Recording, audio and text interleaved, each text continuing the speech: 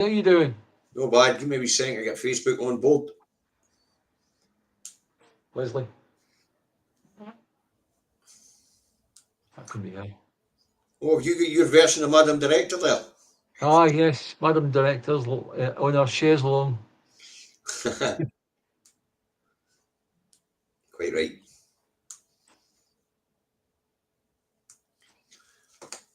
I'll give him a couple of minutes to get some Facebookers in, then we'll tell them, give them some important information. Yes. So how are you feeling today?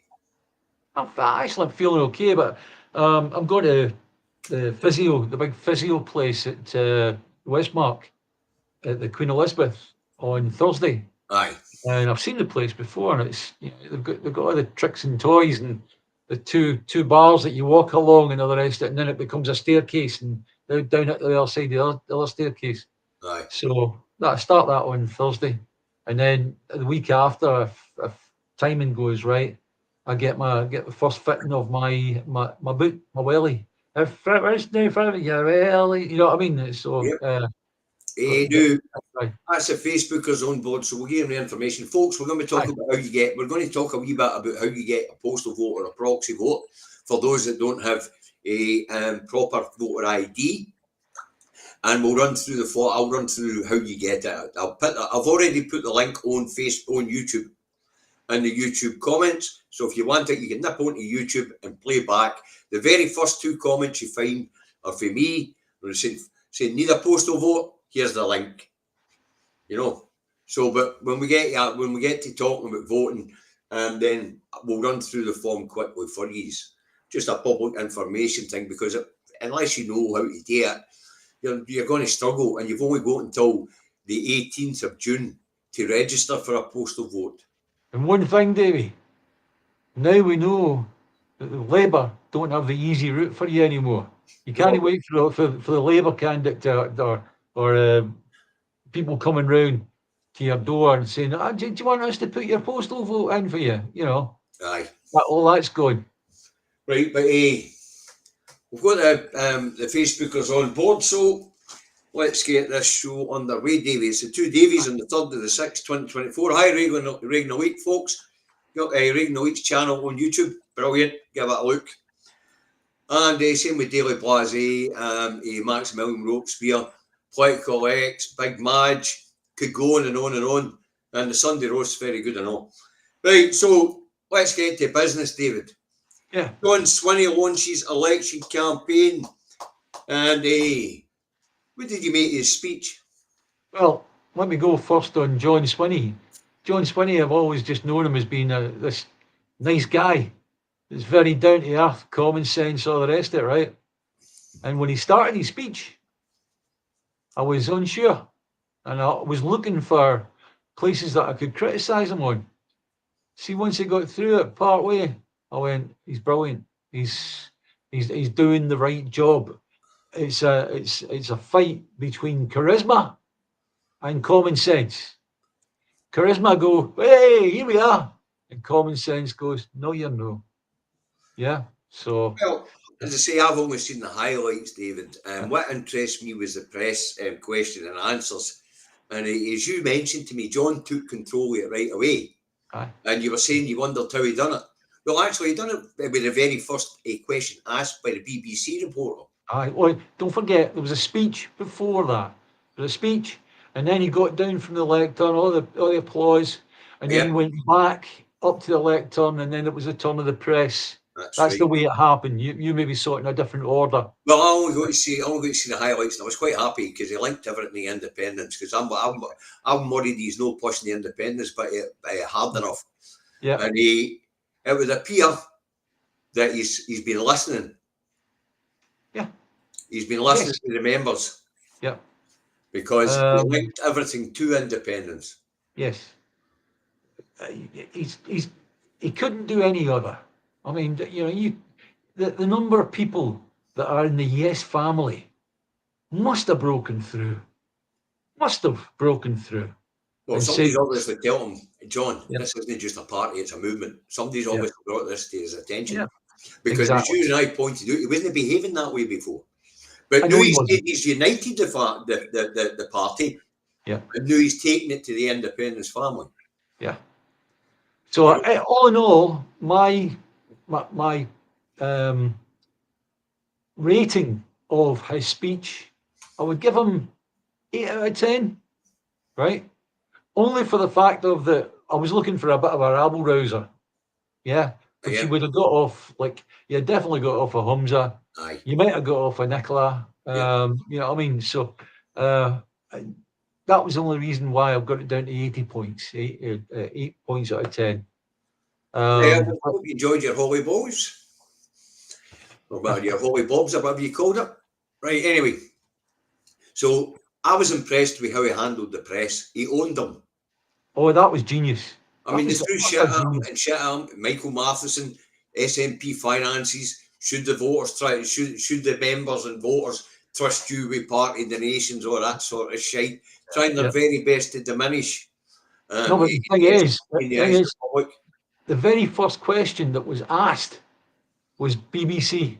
Yep, And what he did, the BBC asked a question, and then the crowd went, "Oh, boo!" All the rest of it, right? And he went, "Up, stop that!" yep, Right?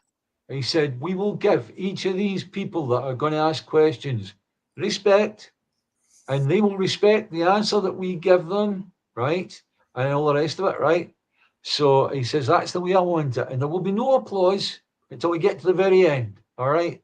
So by doing that, he broke the march of the Unionists. aye, He aye. literally did, and it was genius. So I think with John, we've got a bit of an unknown quantity there. Well, as I say, he's got 6 weeks. He recognises he'll only get 6 weeks. He says he's getting his boots on. He's getting his feet in the street, Yeah, and he's going to try and convince people to vote SNP. I liked his wee bit about I go for my run first thing in the morning in Yep. Edinburgh, and he gives you, and then I'm here, woman, Aye, doing I'll this put and it you up, lot. he said. I thought that was just that made it perfect. He's not an old guy that can't do anything, right? He's not a Joe Biden or a Trump. He's relatively young compared to them, right? So therefore, he's got it all ahead of him. Fair enough. Aye. And So James Connolly says, "Hi, YouTubers. Don't forget the Facebookers, James." Right.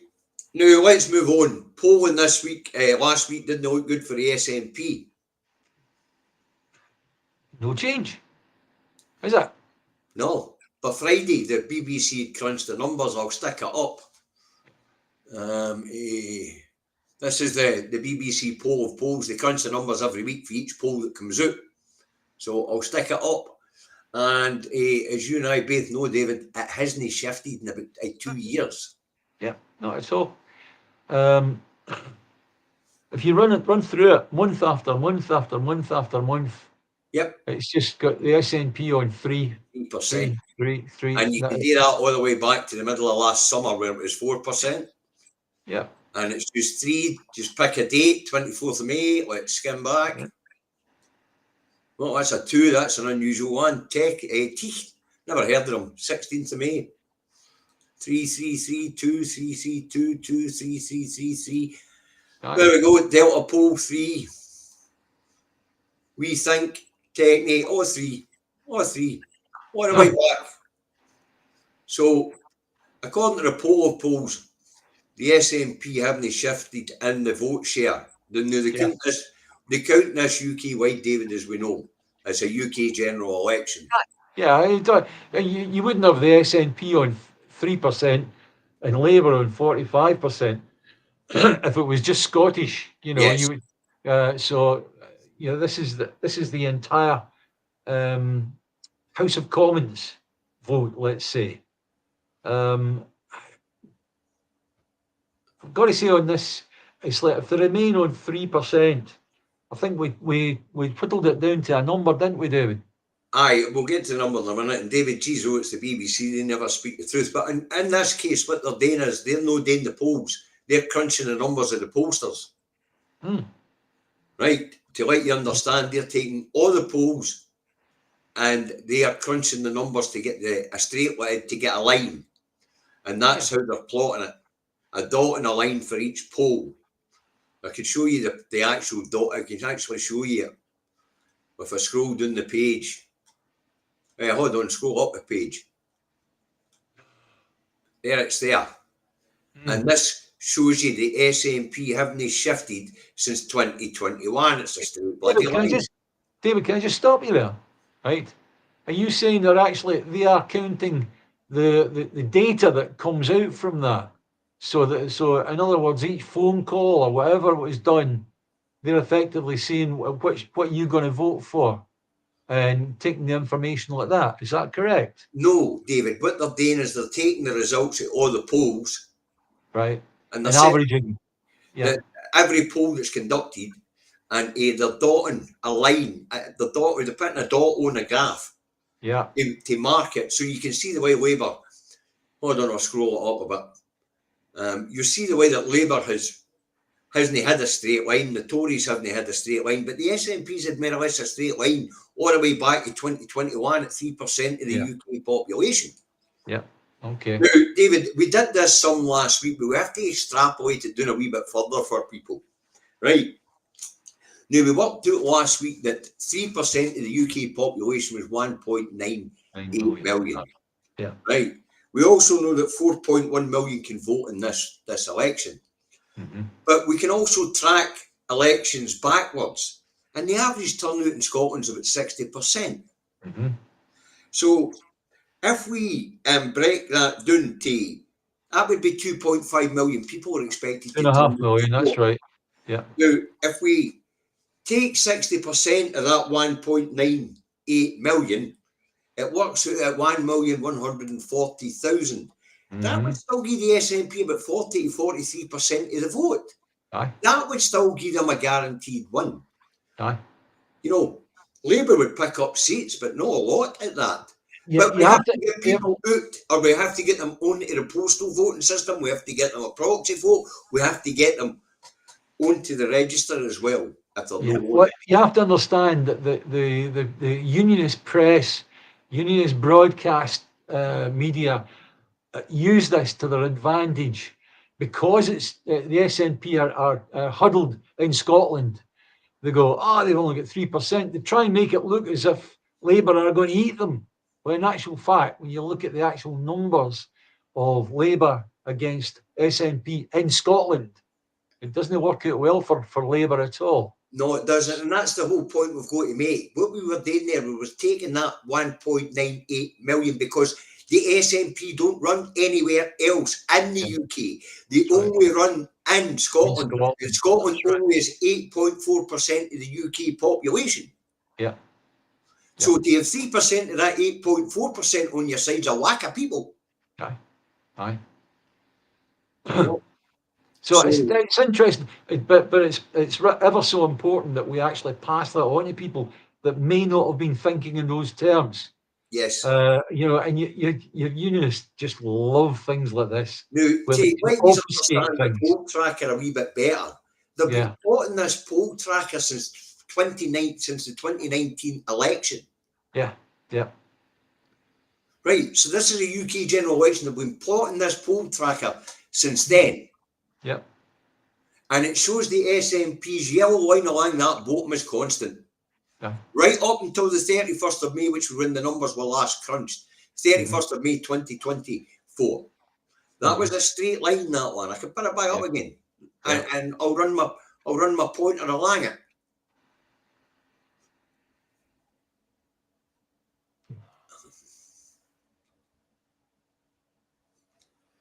Yep. Okay, there you go. Yeah, there's my pointer going right along that line. It's not deviated very, very much.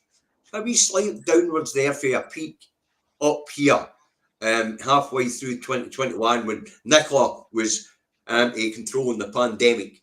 Yep. So, but it's been more or less a straight line. But this is the funny thing about graphs and polls and all the rest of it, is that you can so easily pull the wool over people's faces with a graph like that. You could be the other side saying, look how little the SNP difference they make. But when you actually look at how that turns out in numbers of MPs sat in seats, in the House of Commons.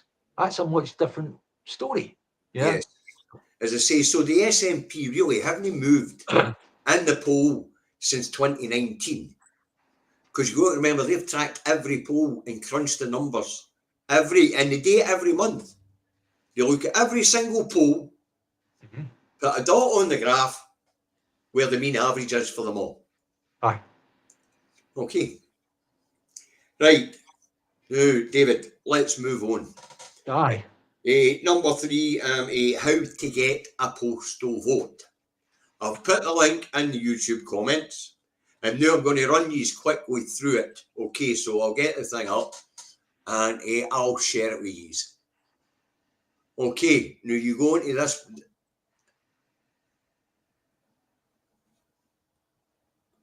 Now you go into this, onto the government website. As I say, I've put the link in, and how to vote, and you scroll down, right? Voting by post, how to apply for a postal vote, and it takes you down through it.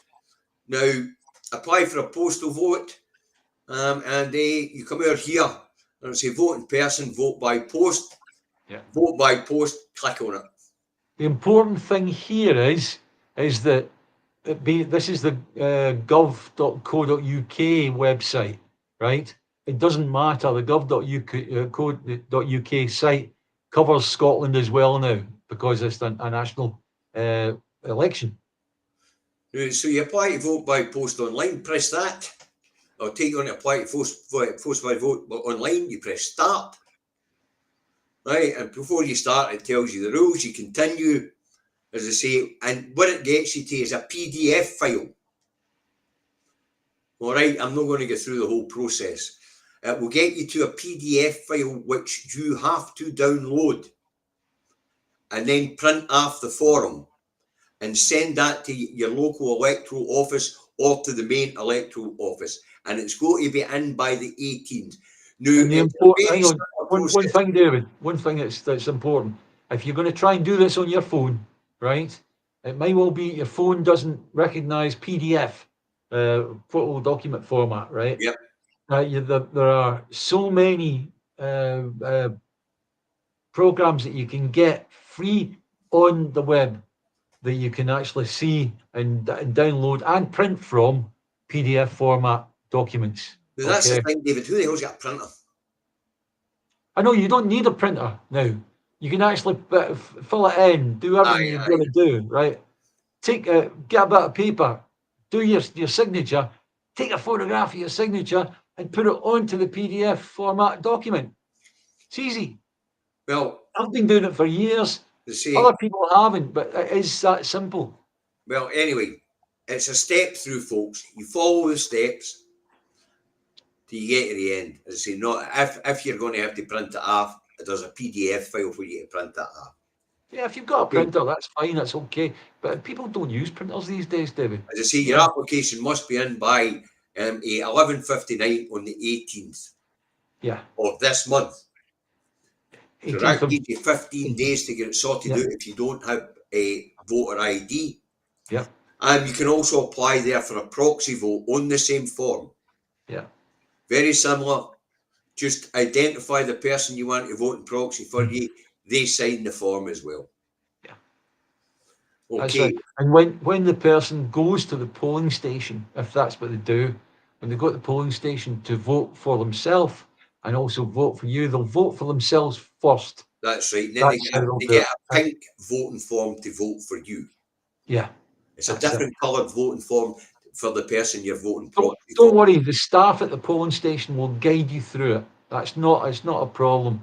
Right. It's just to let you know that you've got a two-stage thing at the polling station where you'll vote for yourself first and then you'll vote for the other person second. What the forum will do is it will ask you where you are because it's a different forum for Scotland, England and Wales and a totally different system altogether for Northern Ireland. They have to provide identification for a postal vote and they've got to give an excuse to get a postal vote. It's no like here. Yeah. It's no straightforward in Northern Ireland.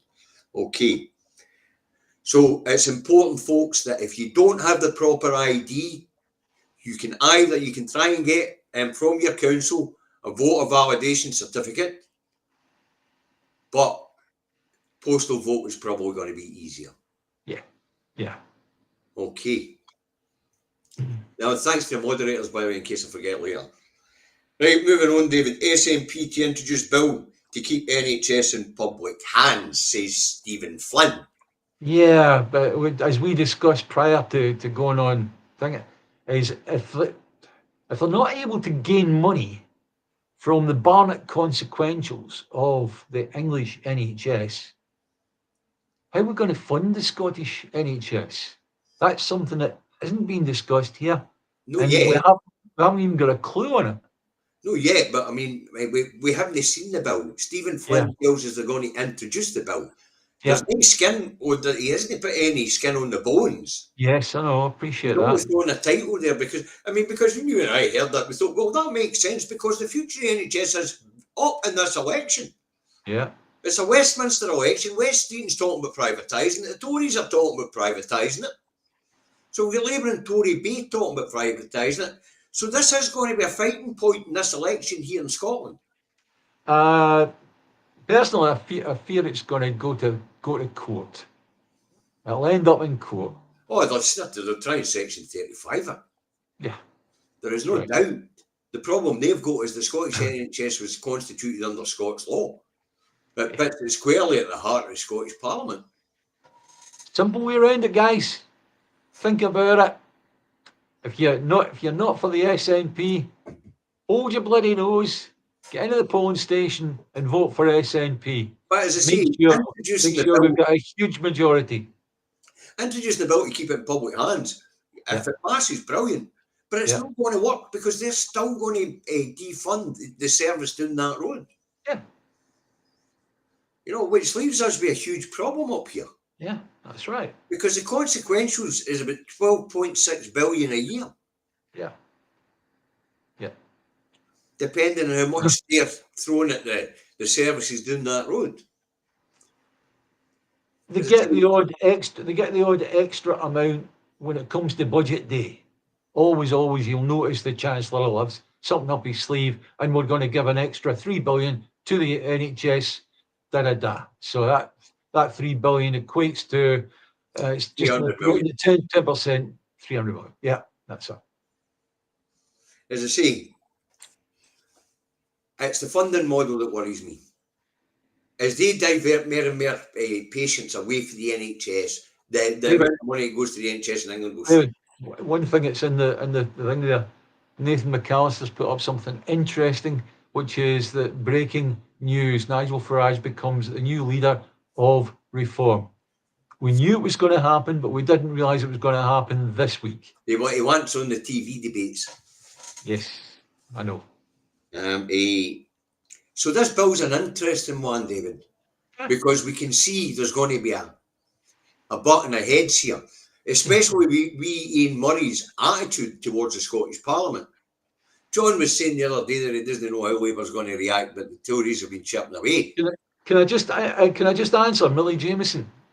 She's saying NHS a black hole, doesn't matter how much you throw at it, will never be enough. Well, Millie, you have to realise that the NHS in England is funded in a much different way to Scotland's NHS. With Scotland's NHS, money comes into us through the Barnett consequentials, and we throw it to the various departments in the Scottish NHS. And we talk in the English NHS, they have got the Health and Social Care Bill 2012 brackets, right? And what happened there was that they made the money follow the patient.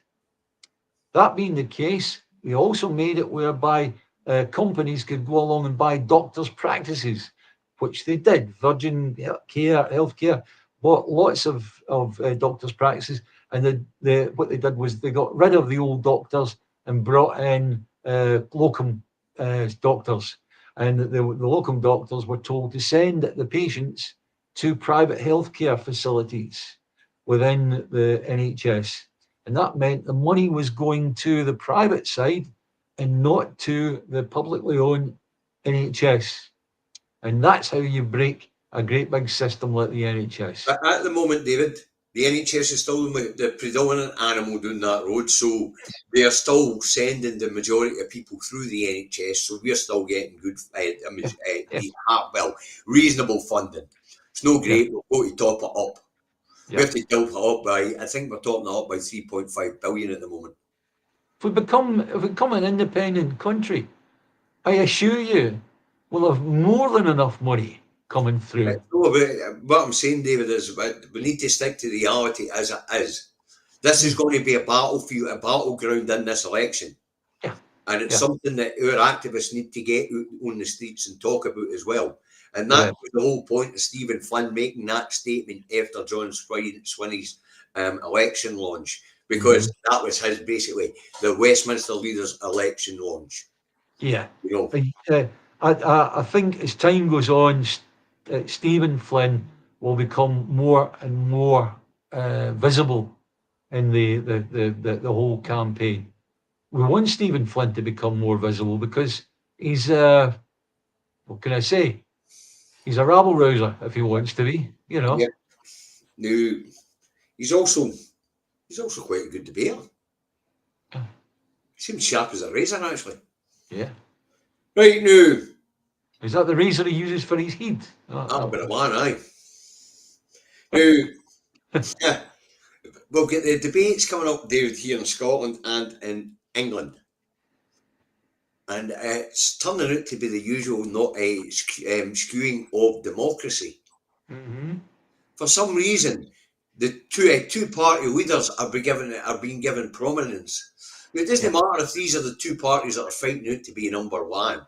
This is democracy, and a public broadcaster should make sure that all voices are heard. Yes. Now, here in Scotland, I believe they're going to leave the Greens out and Alpert out of the debate. Yeah. And that's unfair because they're going to put in SNP, Lib Dem, Labour, Conservative, right, and the other few parties that are pro-independence are just going to get thrown away. So that means that we are up against, it's a 1-to-4 ratio if you include the BBC as being one of the parties that are going to make things awkward for the SNP. Yeah. Yep.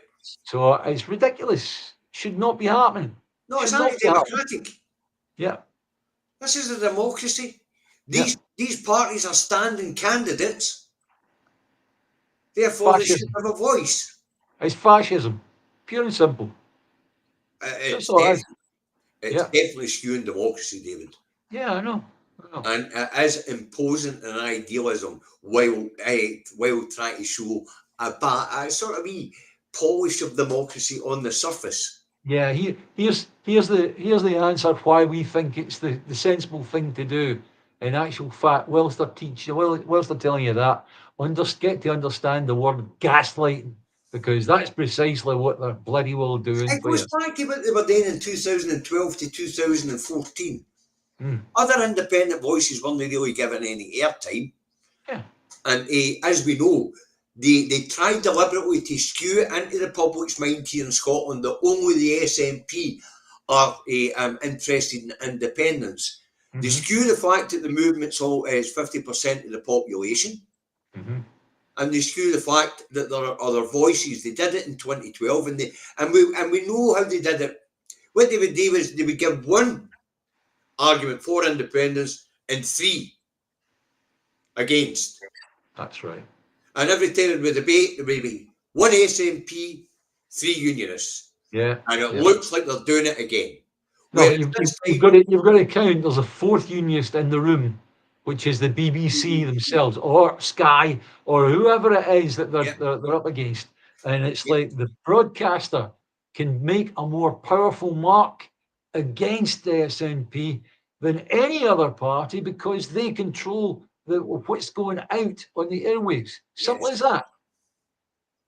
Now, David, Patrick, I can take him or leave him. The Greens are no, strictly speaking, a purely pro-independence party, but they're standing candidates, so they should have a voice. Yeah, exactly. And as you know, as far as I'm concerned, Albert are irrelevant at this point in time, but they're No, but standing Albert are fielding two candidates, in which Dundee. they did in Dundee the other day there, right? So they should have somebody on that platform as well, Yeah, and right? apparently they're going to announce that, up to 8 candidates. So they should definitely have a voice. Yeah. Now, as I say, I dismiss them as an irrelevance because of the way they're no polling at Hang all. on, David. Madam Director is going off on a phone call. Somebody's obviously complaining about Madam Director, leave the room. You shut the door, please. Thank you. Sorry, David. Please carry on. See, I mean, I dismiss the Greens and the Alpha parties and their irrelevance, really, and just split Yeah. the vote. But they're standing candidates. This is a democracy. They should have a voice in these debates. The other thing it would do, of course, it would square up. I do think it's important for Alba. Alba have had two men in the Commons Aye, two walking acting on their behalf. Okay, there. they're maybe on a bit of a sticky wicket getting them re-elected, but the two that they put forward in Dundee the other day, they might have a better chance. So yeah, you've got to look at it that way. And it would be good if perhaps they didn't lose the two candidates that they've got, or still ended up with two MPs. Yeah. No money. Yeah. I know they've not got any technically. Yeah, I appreciate that. No, technically, definitely. No. They don't even make it into the others, David. Yeah. You know, that means they're no polling above 2%. I know, but we're not talking polls. I was talking about physical people actually in seats at Commons. At Westminster In the Commons. at the moment, yes. Yeah. They'll be gone in this election. But it doesn't matter. They're standing candidates. So are the Greens. They should have a voice in these in these debates, because although I dismiss them as just a split in the vote and not really going to get anywhere, it doesn't change the fact that they're standing candidates and this is a democracy. And you are a Democrat, and you are a Democrat, probably the most staunchest Democrat that I know. You are a Democrat right down to your stock and soles, and I know that. So therefore, you will be saying if they're fielding two candidates for to be an MP, they should have a voice on TV. Anybody that's fielding candidates in this should be having a voice. Yeah, exactly. Any party. But the thing is, the reason why they won't allow the Greens and the Alpha Party to be on these debates is because it would level the playing field. And they certainly don't want to have Mr. Salmon on there, because he just ripped a few of them a new arsehole, you know. Yeah, yeah. And let's face it, John Swinney's going to rip the three of them a new plug hole anyway. Because we've seen him day it week in, week out at First Minister's questions. I mean, he's got more brains in his big toe than the three of them combined. Well, yeah, he does. That's the problem. John is probably the best clued up person in Scotland when it comes to things like that, you know. So, yep. I mean, the stuffed shirt, Cole Hamilton, Christ, he's dead. You know, that's what he is. He's a stuffed shirt, just out the tanning salon. You know, now he's nothing. He's an irrelevance. The poor man's on sick leave at the moment, you know, so be careful on things like that, yeah? Oh, bloody well will not. We come on here to give our opinion on things. That's my opinion on him. He's a stuffed bloody shirt. You know. Dross is a clown, as we know, and Anna Sarwar's just, you know, he's Keir Starmer's making him look like an idiot at every turn. Yeah. What do you think of Dross's chance of getting re-elected? His constituency's gone. Yeah? He's no stalling in this election. All right, okay. He's no stalling in this election. He's just going to be an MSP for now on. Yeah. But would people elect him again? Up there, probably up there in Moray where the armed forces are very, very strong and the union is vote strong. I think what we've got to do is start looking at places like Moray as not unionists. We've got to look at them as being potential SNP voters once they get their head round what is actually going to happen to them if Labour are elected into number 10 or Tory are voted into number 10. Something like that. Who are Willie's buckets asking when Labour get in? Where is it? Hang on. Where's your Willie's bucket? PPE money, what's Tories get? Right, will there be investigation for PPE money once Tories are out? Criminal justice against and again? No. No. That was 2 is there. 100% no. Definitely not. Let's go to the debates down that road. Now, David, they're having a couple down that road at the BBC. You know, they're going to have the presidential style one, and then they're going to have one with 7 parties. Right? The presidential one, I mean, they shouldn't even call it that.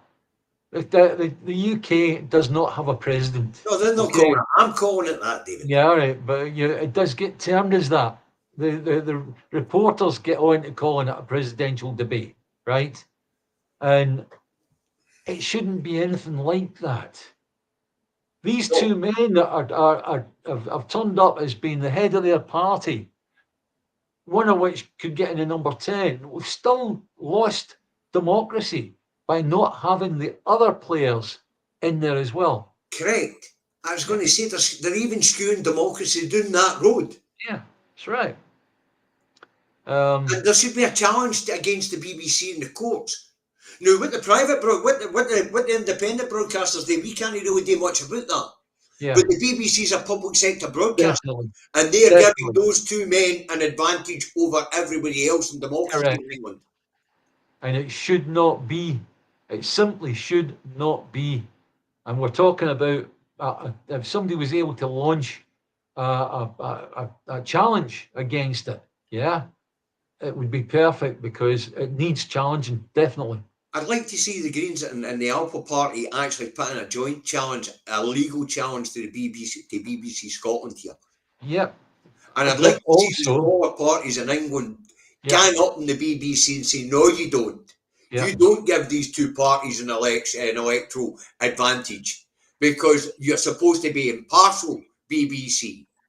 Now, if it was done fairly, Stephen Flynn would be in there, right? Now, Stephen would take the other two apart quite easily, right? But you know, a funny thought has crossed my mind. Can you just imagine Gorgeous George taking one with his hat on, taking place there? He would literally just skin them alive, honestly. Aye, but that's what I'm saying. It doesn't matter. The fact that they're going to have a head-to-head on the BBC, that's a public service broadcaster. That's a no-no. Yeah, that's not allowed. They should not be allowed to give any political party a leg up. And that's what they're doing with these presidential 2-and-2s.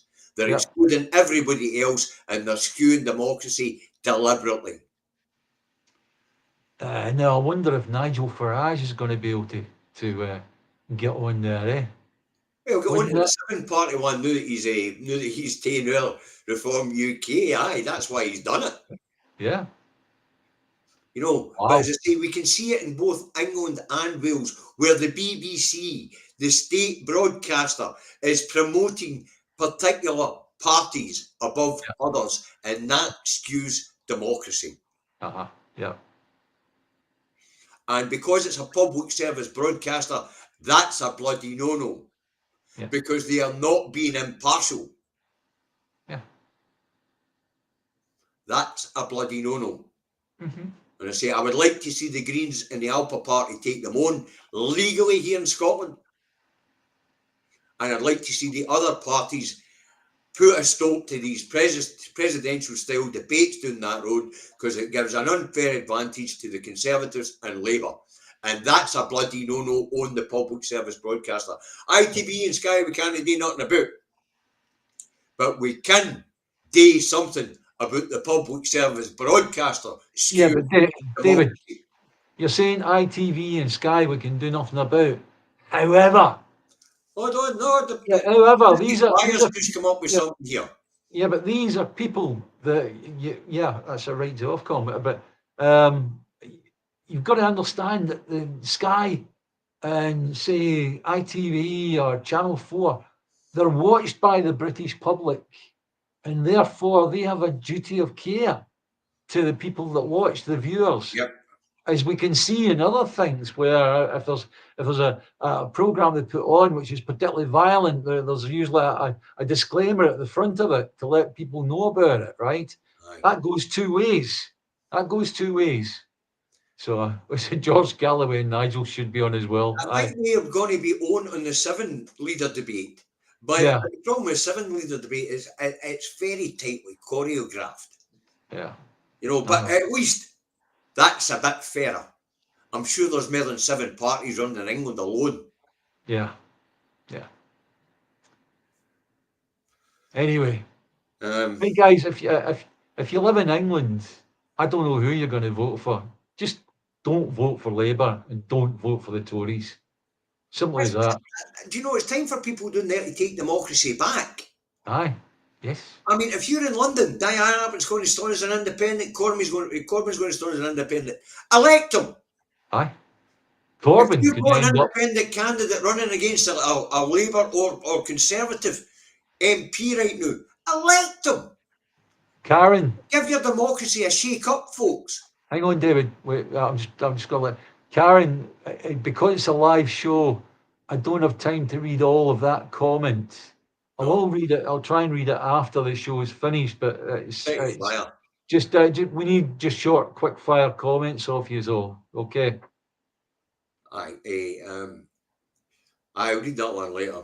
As I say, but Ofcom's a good idea, City Flyer. It's definitely a start, and we can all do that one. We can all do that individually. We can all go into Ofcom and issue and make a complaint. Forms there, digital form, bang, fill it out. Yeah. I can't look for a link now. I've got too much up. Imagine. Let's just imagine, right? Imagine we get on a single show a couple of thousand viewers. See if we ended up with 200 people putting a complaint into Ofcom. It's like that would make them do something. I know. Get 221 watching us live right now, folks. So you've all got a computer. Yeah. Hey, in your search engine, Ofcom.com. Yeah. Also, let's the people know that Ofcom are not an instrument of the British government. Yeah, who's about that one? Anyway, we're going to have to move on, David, because we've only got 15 minutes or 16 I know, man. I minutes. know. Right, now Starmer is a covering defence at the moment. Yes. He tells us that he'd quite happily hit the nuclear button. Folks, any fucker that says they'd hit that button, do not vote for them. Yeah. It's in actual fact, there was only one person I remember. Oh, it was Corbyn, wasn't it? He went, "Oh, I need to think about that," right? And I assure you, the headlines the next day were mental. If you are responsible for maybe taking the lives of maybe a couple of million people, come on, you couldn't do that without thinking. Yeah, you'd have to be absolutely made of granite to do that, surely, you know. No.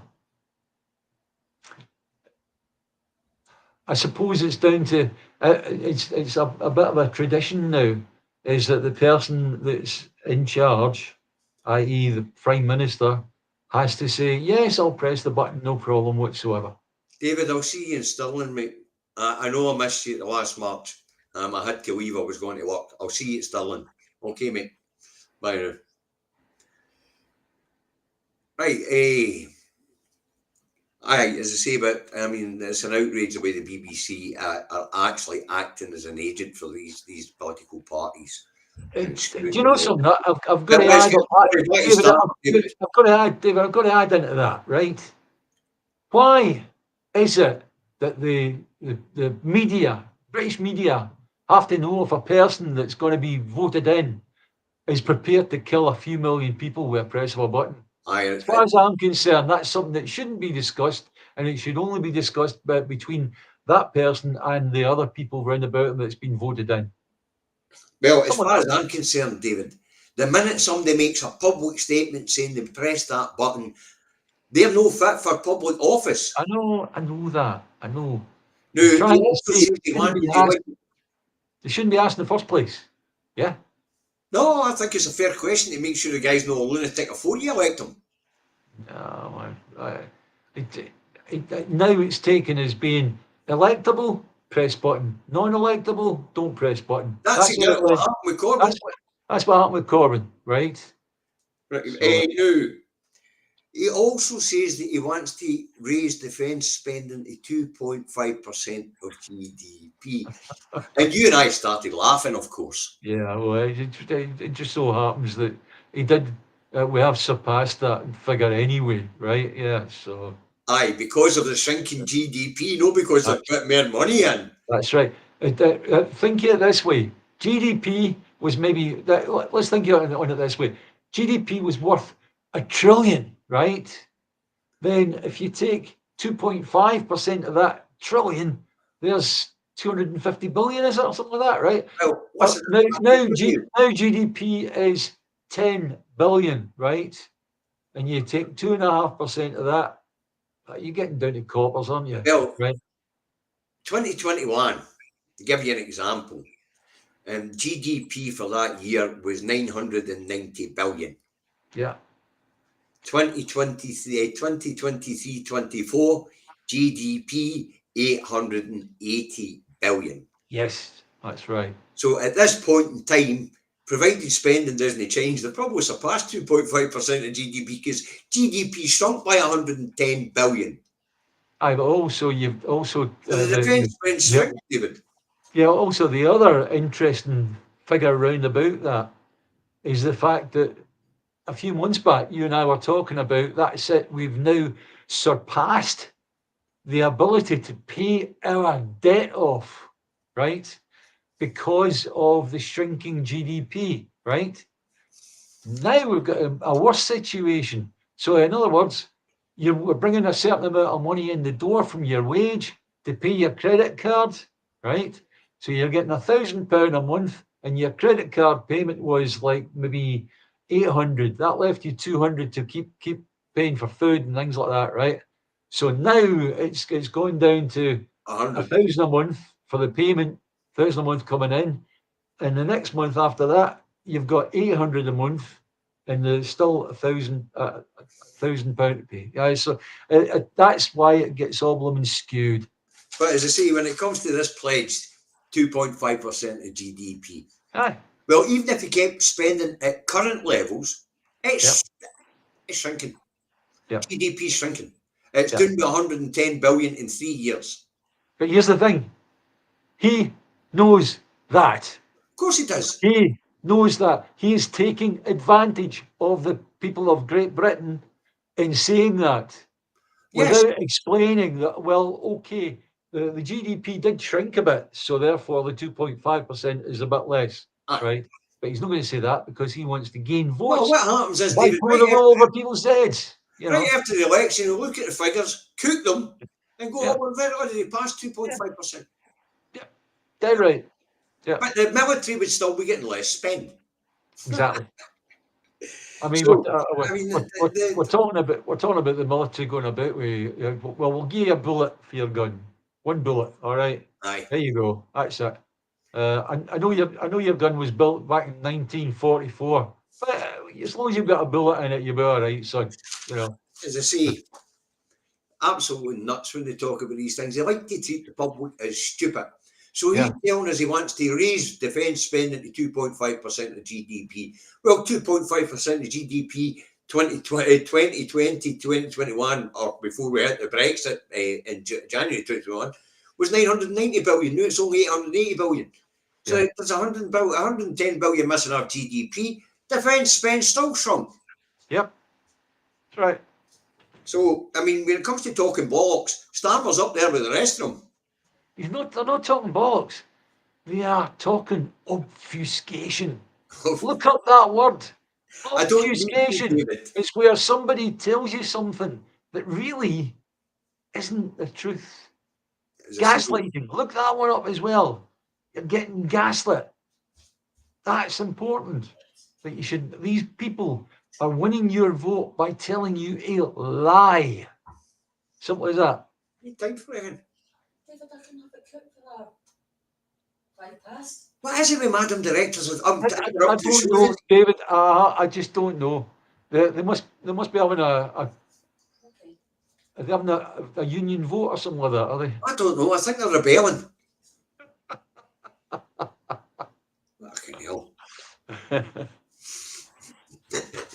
Right. Moving on. Tories up the culture war. Now, I meant to mention this a wee bit earlier, but we'll bring in John Swinney's into this one and all. So, Kemi Badenoch has announced that if the Tories win the election, which they ain't gonna. Do you want to know? Sorry, Kemi Badenoch, the amount of stuff that she's came out with over the weeks leading up to this, you should just never listen to her. I know, but hey, this is a big story, David, because if they win the election, they're talking about rewriting the Equalities Act. But they're not going to win the election. I know, but if some miracle today, they're going to rewrite the Equalities Act, and people will only be recognised by the government by the gender which they were born into. What's going on here? Are we moving the set, are we? Are you going to start taking that cardboard door away and all the rest of it? Right. Sorry, David, please carry on. I think I'm supposed to take Let me get back to it. Aye, they're going to rewrite the Equalities Act, and she's specifically going after gender here. Aye. I'm more interested in the fact they're even thinking about rewriting the Equalities Act. Because when we look at when they redefined extremists, all of a sudden you and I went for activists to bloody extremists overnight. That's right. In actual fact, it was Nigel, the old leader of the Lib Dems, who was the deputy prime minister, if I remember correctly. He was the one that came up with all Scots the campaign for independence are extremists. So it came from him originally. Yeah. Well, anyway, when we rewrote the definition of extremists, we found ourselves talking about extremists. But see all the other people who were put on that list. What if they were downgraded in the Equalities Act?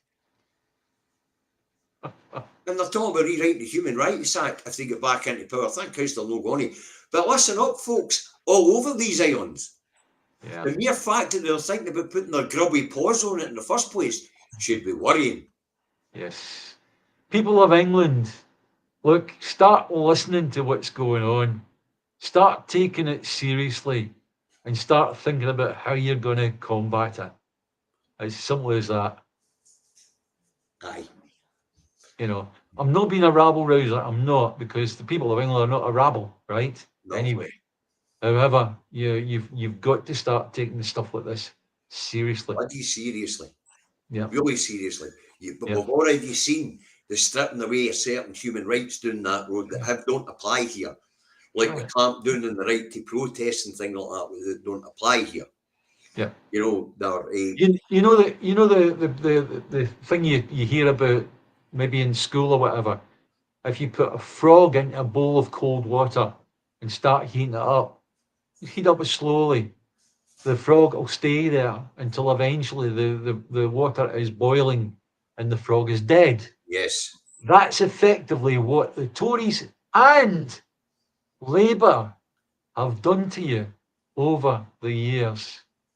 And it's important that you realise that. Yeah. Right, David, let's move on. We've got a new feature. Yes. Dun, dun, dun, dun. And it's called the daftest election candidate of the week. Woohoo! And this week, folks, it's a Labour candidate. Labour candidate told police not to respond in row. We hear this one, folks. This one's a real zoomer. If Labour are going to field this one as a candidate, they want to have a look at himself. Yeah. Where was he from? Where's he from? He's from Barking and Dagenham Council at this point in time. He's Barking and Dagenham Council. Barking mad, Madam Directors. Whispered in my ear. Yeah. Darren Rodwell, this guy's name is, folks, and you cannot believe what this guy did. Somebody in his local area set up a Facebook page called Get Darren Rodwell. Yeah. Right. Darren Rodwell. And so he took offence at it and misused his position as the leader of the council to track this person down. he used his ability to access the electoral register and things like that to track this person down. He then got his office to phone the police and tell them to ignore any complaint coming for that address because he was going to confront these people, misused his position in public office, and then went and threatened people Yeah. and asked the police not to get involved, and apparently they didn't. Knew it's time they were involved. Yes. Because somebody misusing their position. Anyway, this guy's a Labour candidate for down there in the Barking Dagenham area for this election. And I don't think this guy should be allowed anywhere near public office. No, that's a guy that's Imagine are you an SNP voter? Right, we're coming to get you. Please don't bother responding. We're going to come and get you. Right.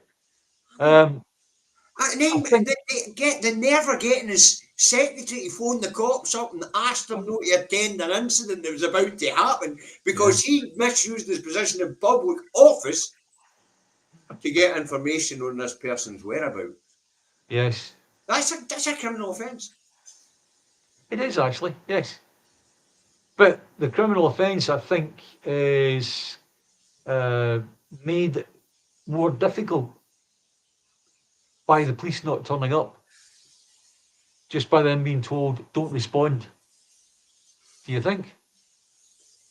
I think this guy's dangerous. Well, no, you can imagine that the phone call would have gone through maybe the deputy Yeah, it went chief through a call centre. constable, So it must be that law sort of something. thing, right? So, and that deputy chief constable is going to hang off, and this guy kills the person he's going to see. That would be quite something, right? Anyway, So this is our spot each week. We'll do every single week. We'll pick out the biggest bazooka in the armory. All right. Mason The will biggest be before bazooka you this hear week what- is definitely Councillor Darren Rodwell. Okay. And he's a Labour candidate, folks. But Yes. I dare say the majority of these will come from probably Reform UK. But Yes. barking in Dagenham, you're right, barking right and off with pet. Barking mad. Yes. Absolutely. No, don't No, do that. David. No, that's insulting the people of Dagenham, and that's wrong. Barking in Dagenham. Let's just make it that this particular guy is a bazooka. All right. Yeah. Aye.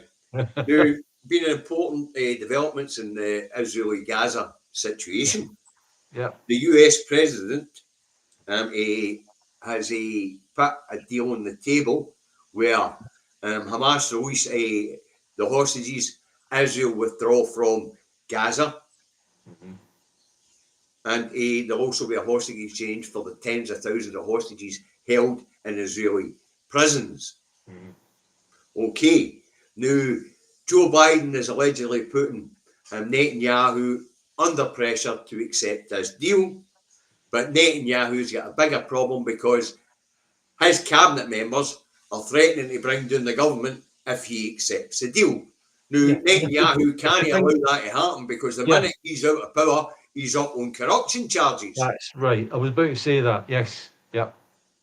So, although Joe Biden has put this deal on the table and tell Netanyahu to accept it, and Yeah. there's protests going on outside the Israeli parliament by the relatives of the hostages to accept it.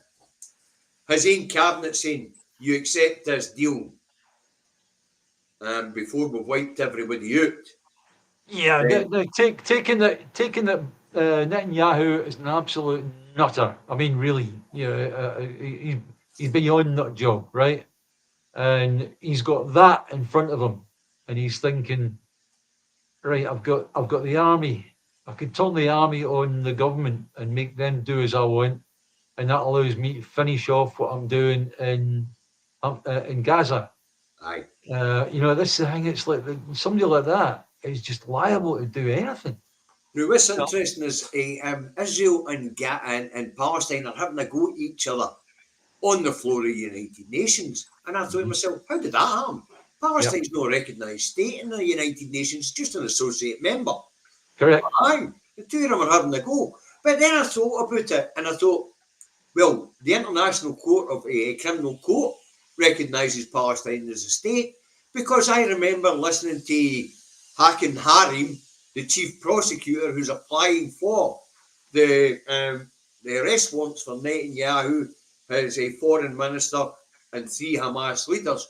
And so I thought, well, the International Court, Criminal Court obviously recognises Palestine as a state, so maybe the majority of the UNDK and they're allowing this associate member to have a go in the floor of it.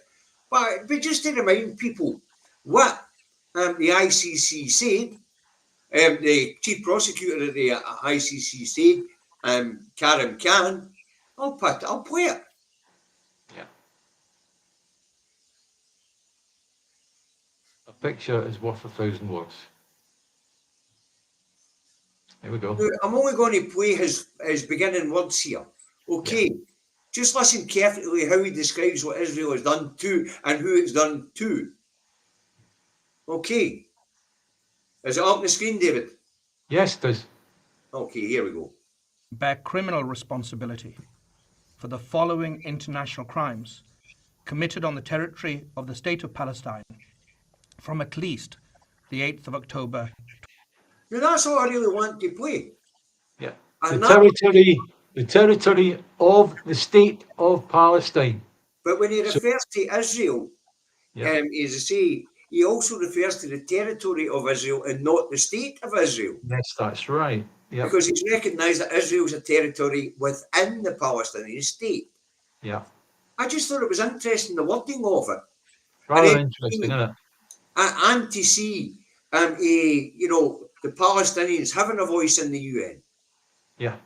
Yeah. It's a fascinating development, David. Yeah, but the thing is, though, what worries me is if it's going to force Netanyahu into a corner. What is a bazooka like that going to do when he's forced into a corner? That's the problem. Yes, as I say, and Joe Biden just forcing him into a corner. And if they bring the government down, Netanyahu's going to jail. Yeah. I don't even know when their elections are due. You know. Yeah. Well, anyway, there's a peace summit going on for between Russia and Ukraine. And it's been brokered by China. But what Zelensky's saying is that Russia and China are undermining the summit. It's not being brokered by China, but it's, what he's saying is the summit's being undermined by Russia and China. Yeah. What else we got going on? Anger in Moscow after Ukraine allowed to hit Russia with Western weapons. Well, it's eventually going to happen. Even if they weren't given permission, they need the ammunition. They were going to use them anyway. Yeah. Right, that's time up. That's us. We've had our hour, right? Aye. We've got to try and keep that because we've got other people here that are doing the administration for us on certainly on the YouTube and all the rest of it. So we must try and keep at least we're 3 minutes over. Aye. Must try and keep the hour, right? So if you liked what we did, hit the like button because it really does make a difference to us, right? Also, if you haven't before, please subscribe to the channel because if you subscribe to the channel, it means that any ads that go out that generate funding for us end up being a bit bigger. It gives us a few pence more, right? So that's very important as well. Also, if you're going to share what's happened, then make sure that it is shareable. If you're going on Facebook, it may well be you've got to wait until David makes it public, and then you can share it. Certainly on YouTube, you can share it straight away to anywhere you want to. You can on Facebook as well once the video ends. Right. Okay, that really just leaves me to say bye-bye, David. Bye, David. Bye, guys.